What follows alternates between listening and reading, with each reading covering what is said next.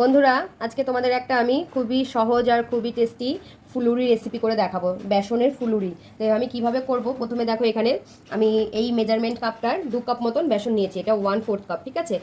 এইটার আমি 2 কাপ বেসন নিয়েছি। এবার এটাকে আমি প্রথমে জল দিয়ে, পরিমাণ মতন জল দিয়ে একটা ব্যাটার করে নেবো। কিন্তু ব্যাটারটার মধ্যে বেশি জল দেওয়া যাবে না। প্রথমে আমি খুব অল্প পরিমাণ দিয়ে ভালো করে ব্যাটারটাকে গুলে নেবো। এটা কিন্তু একটা টাইট ডো হবে, বেশি পাতলাও হবে না, বেশি ঘনও হবে না। তোমাদের আমি ব্যাটারটা গুলে দেখাচ্ছি কীরকম করে রাখতে হবে ব্যাটারটাকে। বন্ধুরা, এই যে ব্যাটারটার ঘনত্বটা এরকম প্রথমে মোটা রাখবো, কেননা হচ্ছে গিয়ে এটাকে প্রথমে আমি একটুখানি ভালো করে ফেটিয়ে নেবো। যত ফেটাবে বেসন তত এর ভেতরে জাল জাল মতন হবে, আর তত ভেতরে ফুলবে, আর তত টেস্ট হবে। তাই এই ব্যাটারটা বেসনের যত ভালো করে গুলবে তোমাদের ফুলুরি কিন্তু ততটাই টেস্ট হবে। আর যদি ব্যাটার না গোলা হয় ভালো করে, তাহলে কিন্তু ফুলবেও না আর খেতেও ভালো লাগবে না। তো চলো প্রথমে আগে ব্যাটারটাকে ভালো করে আমরা সেট করে নিই। এটা কিন্তু অনেকটা সময় নিয়ে তোমাদের করতে হবে, অন্তত 5 মিনিট ভালো করে, যতক্ষণ না বেসনের কালারটা চেঞ্জ হচ্ছে। দেখো অনেকটাই কালারটা চেঞ্জ হয়েছে, এটাকে এখনও আমাকে করতে হবে। তো ভালো করে আমি যতক্ষণ না এটার কালার হালকা হচ্ছে ততক্ষণ ফেটিয়ে নেব। তারপরে তোমাদের আমি পরে দেখাচ্ছি এটাকে আর কি করব। বন্ধুরা, এই যে আমার ব্যাটারটা কিন্তু রেডি হয়ে গেছে। বন্ধুরা, আমি ব্যাটারটাকে ভালো করে ফেটিয়ে নিয়েছি। দেখো বেসনের কালারটাও কিন্তু চেঞ্জ হয়ে গেছে অনেকটা। এবার আমি একটু হালকা কালারের জন্য একটু সামান্য একটু হলুদ দিয়ে দিচ্ছি, অল্প, বেশি দেবো না। আর এখানে আমি কিছুটা স্বাদের জন্য একটু মিষ্টি নিলাম।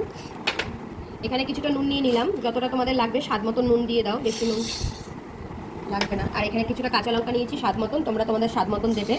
এখানে অল্পই দিলাম যেহেতু আমার মেয়ে খাবে। আর এখানে আমি কিছুটা কালো জিরে আর কিছুটা মৌরি নিয়েছি, সবটা দেবো না, অল্প অল্প করেই দিয়ে দিচ্ছি, কেন বেশি হয়ে যাবে মনে হচ্ছে। আর কিছুটা মৌরি দিয়ে দিচ্ছি। আর এখানে আমি কিছুটা বেকিং সোডা নিয়েছি, এখানে আমি কিছুটা দিয়ে দিচ্ছি, বেকিং পাউডার না কিন্তু বেকিং সোডা। তো আমি হাফ টিস্পুন মতন দিয়ে দিলাম, যতটা আমার লাগবে। তারপরে ভালো করে মিশিয়ে এবার আমি ভেজে নেব।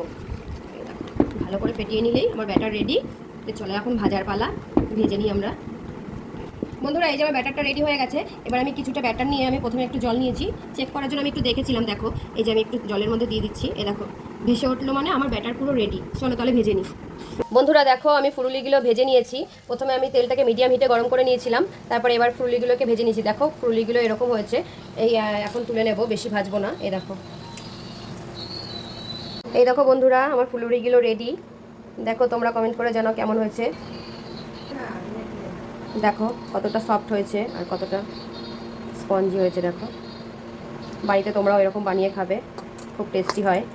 দেখো ভেঙে যাচ্ছে। কেমন লাগলো কমেন্ট করে জানিও বন্ধুরা।